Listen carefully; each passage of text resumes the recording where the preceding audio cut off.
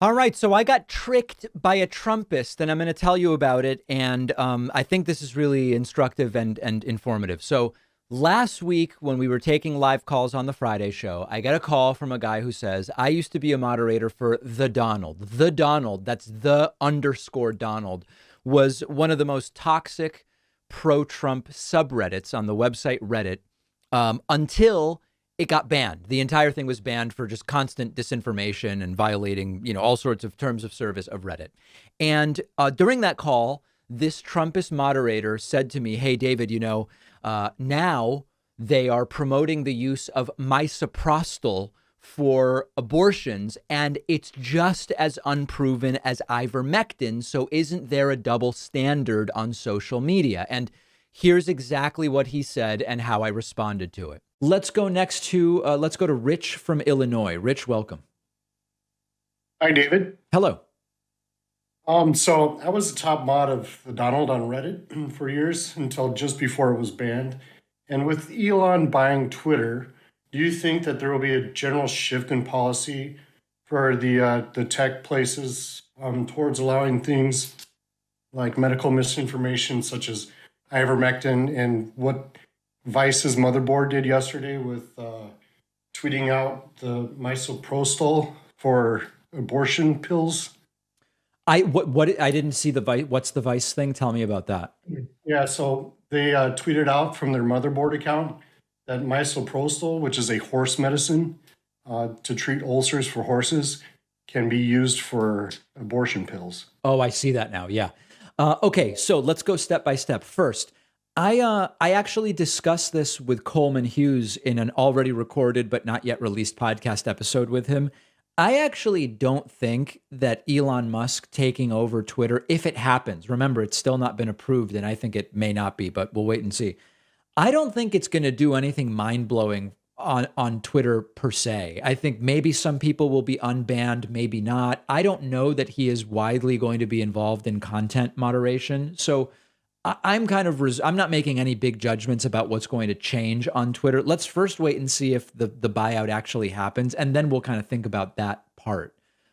In terms of, listen, I don't know much about this misoprostol thing, but I also don't know whether this is an approved off-label use or not. I don't know anything about it, but let me just say right now, all of this stuff should be subject to the same scrutiny, whether it's being promoted by left or right. I think it all should be subjected to the exact same terms of service. Okay, that's good. So I responded in principle because I didn't know anything about misoprostol. I just hadn't heard it. I hadn't heard about it up until this point. And I said, well, if the circumstances are the same, if misoprostol is really to abortion what ivermectin is to COVID, if they really are equivalent, then it should be handled the same by social media.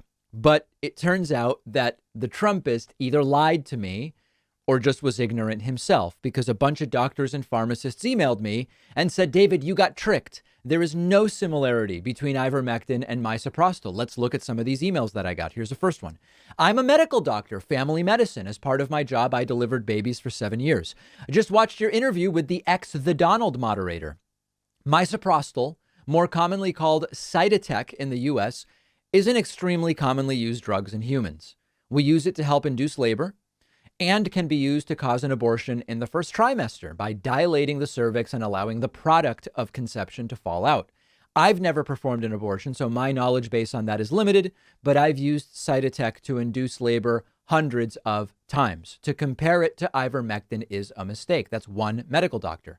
Another medical doctor wrote in, "Hi, David, huge fan, listening to the Friday call-ins, wanted to share that misoprostol is indeed approved for human use, has the U.S. brand named Cytotec." So it's either Cytotec or Cytotec. There's disagreement on that, but clearly we're talking about the same medication.